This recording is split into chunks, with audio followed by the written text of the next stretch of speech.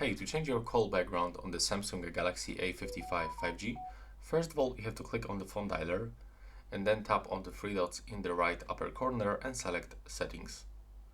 Now from this go into the call background and click on the background. And now we can actually find some default options, like for example this video background, this animated. You can use this video as a sound as a ringtone. When you click right here, you will actually hear the sound.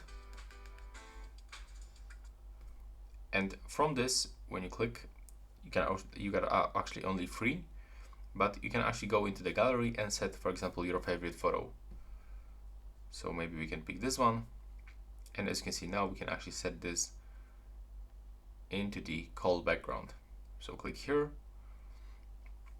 and now as you can see, it's finished. So that's all for this video. Right now, please subscribe.